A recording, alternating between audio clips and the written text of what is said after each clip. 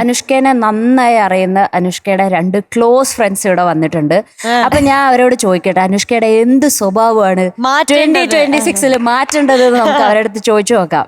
അവര് പറഞ്ഞു അനുഷ്കയുടെ നല്ല ഗുണം എന്താന്ന് പറഞ്ഞാൽ ആകെ പാട്ട് പാടുന്നുള്ളത് മാത്രമാണ് നല്ല ഗുണം എന്നാണ് എന്റെ അടുത്ത് പറഞ്ഞിരിക്കുന്നത്. അങ്ങനെ പറഞ്ഞു. ആ എന്ത് ചെയ്യാം, ആദ്യം പേര് പറഞ്ഞോ രണ്ടാളുടെ. എന്റെ പേര് ഇഷ. എന്റെ പേര് അമിതശ്രീ. അമിതശ്രീ. അമിതശ്രീയോ? അധികം ഐശ്വര്യം കുറച്ച് കൂടുതലാണ്. ഞാൻ ആദ്യം അമൃതശ്രീ എന്നാ വിളിച്ചിരുന്നത്, പിന്നെ അമിത മനസ്സിലായി. പിന്നെ അപ്പൊ എന്ത് സ്വഭാവം മാറ്റേണ്ടത്? പ്രത്യേകിച്ച് ഒന്നുമില്ല.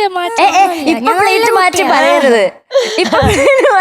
അവളായിട്ട് സംസാരിക്കാണ് നമ്മളുള്ള ബുദ്ധിയും പോവും. അതായത് ഞങ്ങൾ 3 പേരും ഒരു ഗാങ്ങ. അതില് കുറച്ചും കൂടി ബുദ്ധിയുള്ളത് ഈശയ്ക്കാണ്.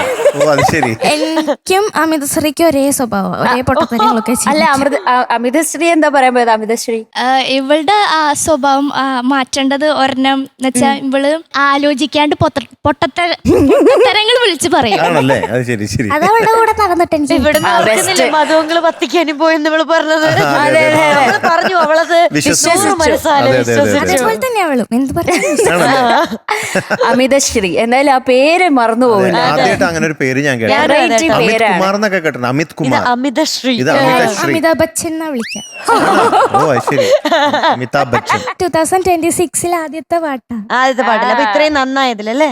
ഇപ്പൊ ഫ്രണ്ട്സ് ഹാപ്പിയാണോ?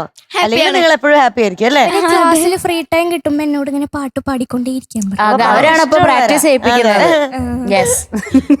അത് ശരി. ക്ലാസ്സിലെ ജൂക്ക് ബോക്സ് ആണോ? അതെ. അത് ഏത് മാത്സിന്റെ പീരീഡ് ഒക്കെ എനിക്ക് പാട്ട് പാടി തരൂ. ക്ലാസ്സിലിരുന്നോ? സത്യം സത്യമാണ്. ഞാൻ വിചാരിച്ചല്ല ബ്രേക്കിന് ആയിരിക്കും. സാധാരണ ബെസ്റ്റ് ഫ്രണ്ട്സിനൊക്കെ ഇതാക്കി എടുക്കാന്ന് പറയുമ്പോ കൊറേ വർഷത്തെ പരിചയം ഉണ്ടാവും.